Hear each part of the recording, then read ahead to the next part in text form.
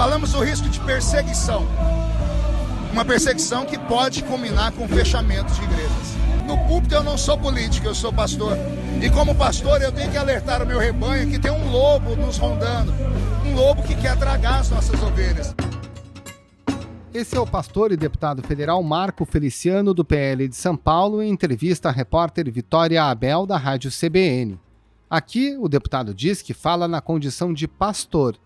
E como pastor, ele dissemina uma fake news que pode mudar o rumo do voto de incontáveis fiéis nas eleições de outubro. Trata-se da teoria infundada de que candidatos do campo da esquerda estariam apostos para fechar templos caso vençam nas urnas. Existem muitas formas de se fechar uma igreja.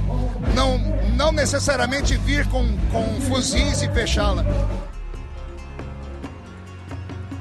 Essa é a fake news do mundo real, que há muito tempo, aliás, faz parte do enredo dos boatos que acompanham as eleições aqui no exterior. Há ainda, como você sabe, as mentiras e distorções que povoam as redes sociais e que assustam as autoridades eleitorais empenhadas em campanhas contra a disseminação de notícias falsas e em acordos com as redes sociais para que moderem o conteúdo, seja das postagens ou dos anúncios pagos. São 8 plataformas das mais populares que assumiram o compromisso de remover contas falsas e turbinadas por robôs e de criar filtros para identificar informação enganosa e remover conteúdo que violar as regras. O WhatsApp, por exemplo, pode banir contas que fizerem disparos em massa de conteúdo falso. Serão criados canais de denúncias de ataques à democracia. O acordo é uma sinalização clara de como o TSE vai se posicionar nos próximos meses, que serão decisivos na campanha eleitoral. Mas os filtros e a moderação de conteúdo ainda não dão conta do recado. Uma organização internacional, a Global Witness, submeteu à Meta, a dona do Facebook, 10 anúncios pagos com informações reconhecidamente falsas sobre as eleições do Brasil deste ano. E os 10 anúncios foram aceitos para publicação, segundo o relatório divulgado na segunda-feira. Eu sou o Roberto Maltic e no Ao Ponto desta terça-feira converso com os repórteres Marlen Couto e Vitória Abel. Eles contam esses 2 casos que ilustram como, na semana que abre a campanha eleitoral, as fake news prosperam no mundo real e no mundo virtual. Fique com a gente. Esse podcast é um oferecimento DAO.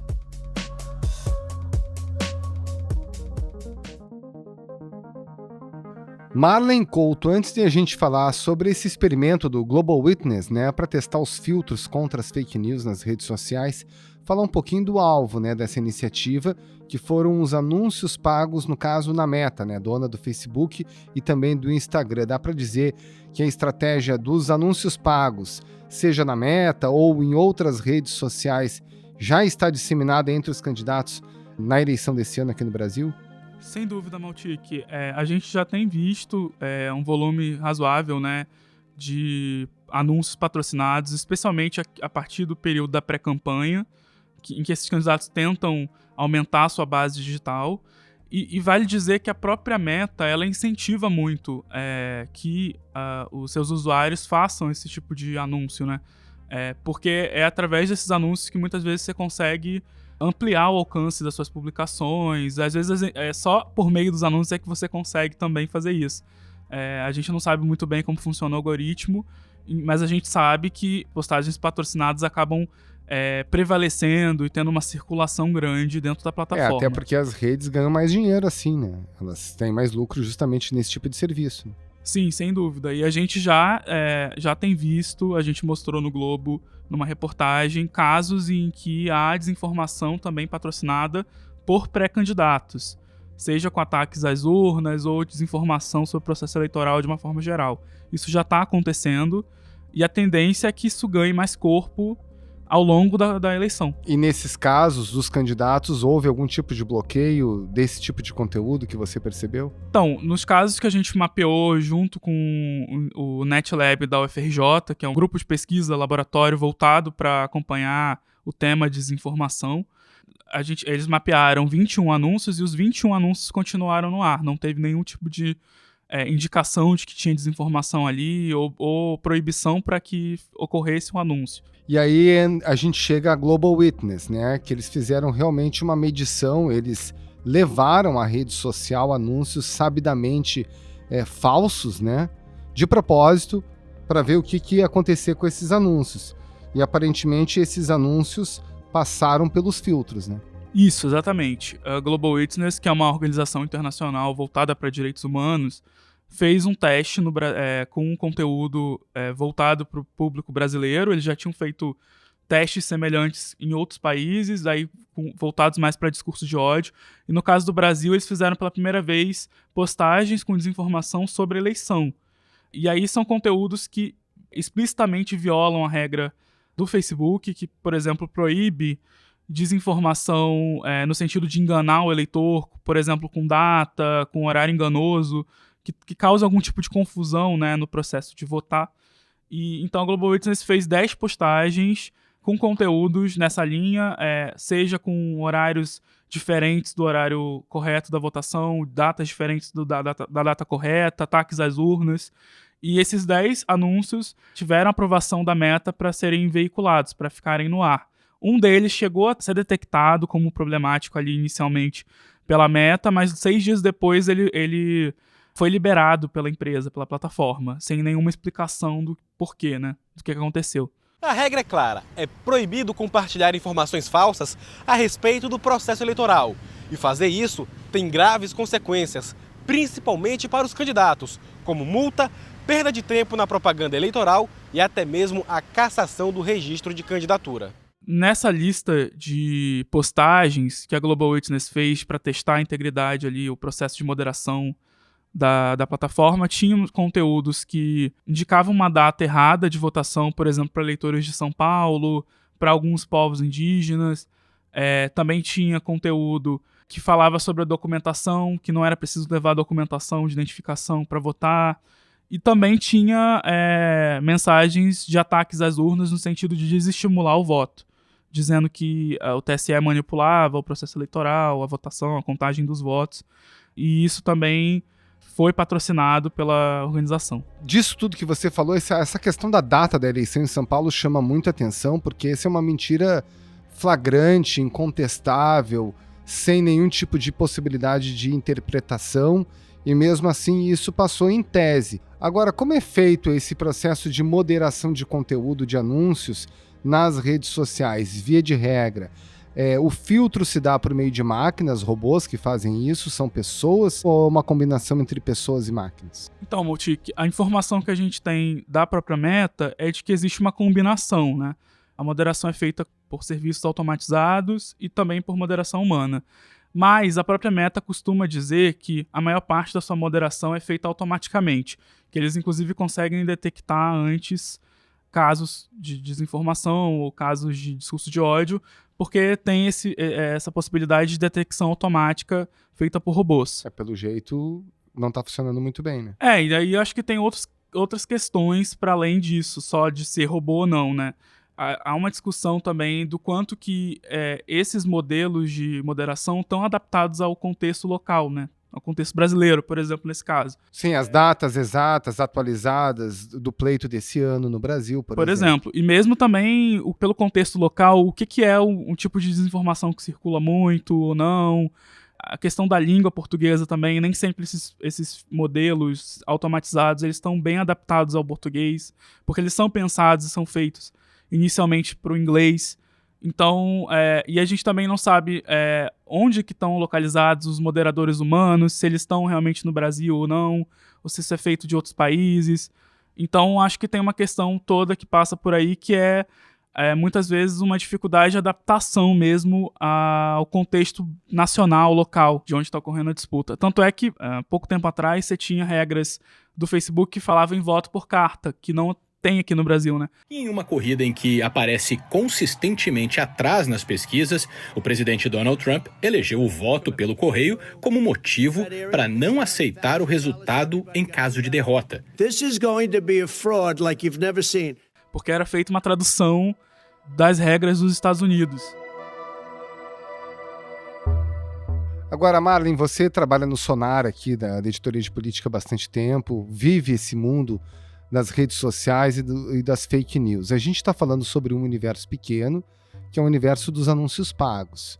Tem todo o conteúdo orgânico que circula nas redes sociais.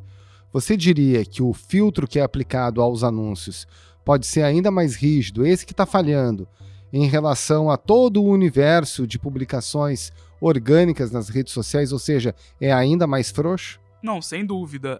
A própria Meta, ela costuma dizer que ela aplica regras mais rígidas, que ela tem um controle maior no caso dos anúncios, né? Então, se esse controle já está falhando para os anúncios, se a gente está vendo que esse tipo de conteúdo é facilmente veiculado de forma patrocinada, dá para a gente imaginar que os conteúdos que não são anúncios, que são postagens orgânicas ali, de usuários comuns, também não estão sofrendo nenhum tipo de moderação, né? Muito menos ainda do que os anúncios. Agora, a Meta, confrontada com esse experimento da Global Witness, né, e com a constatação de que, de fato, anúncios com notícias falsas acabaram sendo permitidos. O que eles dizem e o que dá para esperar sobre os filtros no combate às fake news na campanha que está começando essa semana? Bom, a Meta e algumas outras plataformas, elas fizeram recentemente acordos, né, com o Tribunal Superior Eleitoral.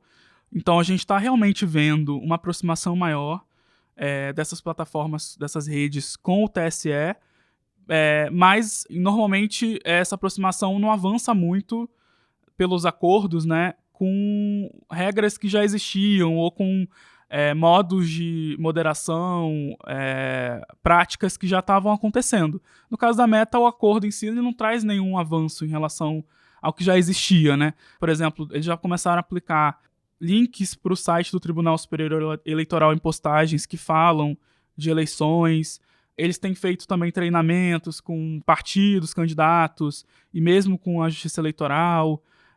São medidas que a gente vê que, claro, contribuem, mas que ainda são insuficientes para garantir que esse tipo de conteúdo não circule com alcance significativo. E no caso do experimento? Eles não comentaram especificamente o levantamento da Global Witness, eles informaram que não tiveram acesso ali detalhado ao relatório, mas levantaram todos esses pontos em que eles vêm atuando no caso do Brasil, né? Eles costumam dizer que o Brasil... a eleição brasileira é uma prioridade, né, para a plataforma. O Brasil é um dos principais países em relação aos usuários da Meta, né, o Facebook. Mas, enfim, acho que esse levantamento é só mais um que mostra que essa moderação ainda tem alguns problemas. A quantidade de pessoas que trabalham nisso no Brasil, dentro, por exemplo, da Meta, a gente não sabe. Em moderação de conteúdo, pago, essa informação não é fornecida. Não. Geralmente o que é divulgado são números globais envolvendo o mundo inteiro. Nunca se tem um detalhamento por país ou por língua, enfim. Não costuma ser assim a divulgação. Acho que esse é um outro ponto que ainda precisa avançar muito, a questão da transparência, né? A gente tem um pouco mais de transparência do que teve no passado. A Meta, por exemplo, lançou em 2018 uma biblioteca de anúncios, em que é possível consultar os anúncios voltados, por exemplo, para política, eleições, mas mesmo essa biblioteca ela ainda tem algumas falhas, alguns problemas que são apontados por pesquisadores que estudam o tema. Por exemplo, existem apenas faixas de valores ou faixas de segmentação. Você não sabe exatamente, em valores absolutos ali, exatos, o quanto que foi gasto com o anúncio ou se aquele anúncio atingiu X homens ou X mulheres em tal estado, tal cidade. Essa informação de segmentação, que é muito relevante para esse tipo de conteúdo, né? Que a gente sabe que é por onde atua geralmente campanhas direcionadas, né, de desinformação, ainda não está muito bem colocado ali na plataforma. E essa organização, a Global Witness, fez algum comentário adicional após a conclusão desse experimento? O que eles dizem que constataram ali? A principal mensagem que a Global Witness traz é que tem uma falha mesmo, né, nessa questão, e pedem que isso seja revisto o mais rápido possível, né? Que se tenha uma moderação um pouco mais equilibrada. Eu acho que tem alguns pontos ali que as postagens patrocinadas mostraram, que parte desse conteúdo, por exemplo, esse conteúdo foi postado fora do Brasil, não houve um cuidado de verificar a conta, de saber se é uma conta autêntica ou não. Então, acho que são algumas medidas que ficam ali como sugestão de melhoras e mudanças nesse sentido, né? De tornar mais efetiva essa fiscalização que é feita pela própria plataforma. Marlin Couto, muito obrigado pela sua participação, um abraço e um bom trabalho. Obrigado, prazer.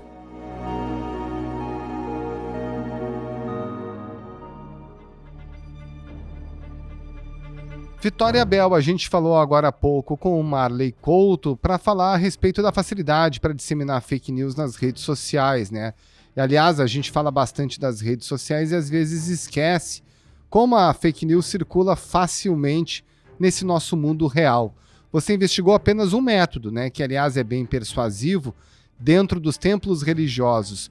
Qual foi a ideia da sua reportagem para verificar esse tipo de ocorrência nos templos religiosos? Bom, na verdade, meio que a pauta que me achou. Eu fui até os templos religiosos, até as igrejas evangélicas, com a ideia de perguntar para as pessoas o que elas estavam pensando sobre política, fazer uma pauta bem ampla sobre o voto evangélico, né? O que influencia o pensamento da pessoa religiosa, o que não influencia. Então, seria uma pauta que explicasse mesmo o voto evangélico. E no meio dessa apuração, eu comecei a ouvir das pessoas repetidamente que elas achavam que se a esquerda ganhasse a eleição, a igreja poderia fechar, que a religião estava correndo um risco, que elas poderiam ser perseguidas.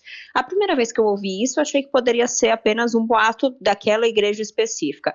Então, na segunda igreja que eu fui, eu ouvi a mesma coisa. Na terceira igreja, eu ouvi a mesma coisa. E assim foi por 6 igrejas, pelo menos, que a gente percorreu. Eu ouvia o mesmo tipo de boato. E então eu percebi, a gente tem uma pauta aí porque isso está disseminado. E a gente identificou isso tanto na capital paulista, quanto em igrejas na região metropolitana, aqui de São Paulo e no interior de São Paulo, e eu comecei a entrar em contato com os políticos, com as campanhas políticas, e eles me disseram que eles também já estavam detectando esse tipo de problema. Então a gente percebeu que ali tinha uma matéria e que de fato era uma fake news que estava circulando aí próximo ao período eleitoral. E o curioso é que é justamente esse público que as pesquisas reconhecem como super exposto a fake news em período eleitoral, como a própria pesquisadora Tatiana Dourado, do Instituto Nacional de Ciência e Tecnologia em Democracia Digital, disse, avaliando os dados das últimas eleições aqui no Brasil. Essas histórias fraudulentas têm encontrado mais espaço em públicos conservadores de direita e de extrema-direita a partir de temas como vulnerabilidade do sistema eleitoral, manipulação das eleições, desqualificação de candidatos ou candidatas de esquerda ou percebidas como de esquerda, pesquisa de intenção de votos, pautas morais e até violência política. Em que medida que os próprios líderes religiosos, políticos ou os dois políticos e religiosos acabam reconhecendo que levam esse tipo de informação aos fiéis? Pois é, eu consegui ouvir de alguns parlamentares que falaram comigo, primeiro em off, alguns parlamentares, por exemplo, do PL, que é o partido do presidente Jair Bolsonaro, disseram em off para mim, olha, Vitória, é verdade, as lideranças têm comentado sobre isso, é uma disseminação que está acontecendo nas igrejas, mas não quero me identificar, não quero falar sobre isso, até que eu encontrei o pastor e deputado federal Marco Feliciano na Marcha para Jesus, que é um evento evangélico que acontece em todo o Brasil e aconteceu recentemente aqui em Osasco, que é uma cidade na região metropolitana da capital paulista. Eu encontrei o Marco Feliciano e fui falar com o deputado. Falei, deputado, queria conversar com o senhor sobre isso, a gente está sabendo de uma disseminação de notícias sobre fechamento de igrejas, é isso mesmo. E comecei a gravar a conversa e ele assumiu, falou que é isso, que eles acreditam nisso mesmo, que eles alertam os fiéis de que as igrejas correm risco se a esquerda ganhar, porque a esquerda poderia achar maneiras, inclusive por meio de leis ou de impostos, de fechar os templos religiosos. O governo pode, através de criação de leis, de impostos. Nós vimos isso no governo do PT. Então existem muitas maneiras de fechar uma igreja. E a esquerda é maestrina em criar situações. Então ele assumiu que esse discurso de medo é colocado dentro das igrejas pelas próprias lideranças. E aí você conversou com os fiéis, né? Qual é a aderência desse tipo de discurso que é falso, uma vez que a gente não tem nenhuma fala dos candidatos que disputam na eleição desse ano, qualquer tipo de menção a fechamento de templos religiosos. Como os fiéis recebem essa informação e, de fato, eles confirmam que recebem esse tipo de informação? Pois é, a gente percebeu das pessoas que acreditavam naquela fake news que elas confiavam naquela notícia justamente porque vinha de pessoas que estavam no ambiente religioso, então são pessoas que elas confiam, né? Porque são lugares que elas frequentam há muitos anos, a notícia vem de pessoas que ali seguem a palavra de Deus, que creem em Deus, em Jesus, e portanto elas confiam na palavra daquelas pessoas. E então vira aquela coisa, não, eu ouvi na igreja, então é verdade. Mas nós conversamos também com evangélicos muito mais esclarecidos, que já conseguiram identificar que isso é uma notícia falsa e que inclusive já tentam falar para os seus colegas de que não, gente, isso não vai acontecer, não pode acontecer porque a nossa Constituição, primeiro, não permite um fechamento de igrejas.